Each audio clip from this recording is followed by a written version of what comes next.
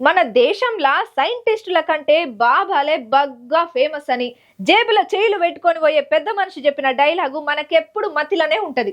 అయితే మరి ఇప్పుడు గీ ముచ్చట నేనెందుకు చెప్తున్నానంటే ఐఐటి బాబాగా ప్రపంచ ప్రఖ్యాతిగాంచిన అని ఫీల్ అవుతున్న ఓ బాబా గారు చెప్పిన భవిష్యవాణి మీదనే ఇప్పుడు అందరూ చర్చలు బగ్గనే పెట్టుకుంటున్నారులా. మరింతకు ఎవలా బాబా ఏమా కథ మనకు కూడా ఏమైనా చెప్తాడో అర్చుకోనొద్దాం పాండ్రి. ఇక ఈ కుంభమేళ పుణ్యమంట ఈ మధ్య కాలంలో చాలా మంది బాబాలు సన్యాసులు ఓ స్వాములు బగ్గనే లైమ్ లైట్లకు వచ్చిండ్రా అయ్యా.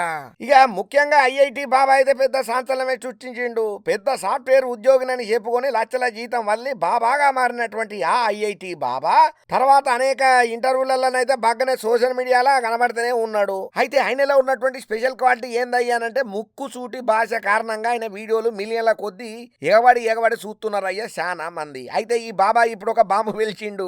యూట్యూబ్ ఛానల్ కి ఇచ్చిన ఒక ఇంటర్వ్యూలో భారతదేశం ఈ సంవత్సరం ఛాంపియన్స్ ట్రోఫీని ఎప్పటికీ గెలవదని చెప్పి సవాల్ ఇచ్చిండయ్యా. అవునుల్లా ఫిబ్రవరి 23వ తారీఖు దుబాయ్ లో జరగబోతున్నటువంటి భారత్ పాకిస్తాన్ల మధ్య మ్యాచ్ లో ఎవరు గెలవబోతున్నారో అనేది కరాఖండిగా చెప్పుకుంటా వచ్చిండు. ఇక ఇంట్లో భాగంగా శానా ముచ్చట్లనే చెప్పుకుంటూ వచ్చిండు. ఇక ఐఐటి బాబా మాట్లాడుకుంటా ఇంకేమన్నాడనంటే, నా మాటలు గుర్తుంచుకో, ఈసారి భారత్ గెలవదు.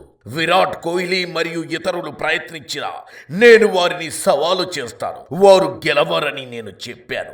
దేవుడు గొప్పవాడో కాదో లేదా వారి ఆట తీరును చూద్దాం అని అన్నాడయ్యా. ఇక ఈ వీడియో అయితే ప్రస్తుతానికి సోషల్ మీడియాలో గిర్రా తిరుగుతున్నదయ్యా జపాన్ రైలు కంటే స్పీడ్ గా.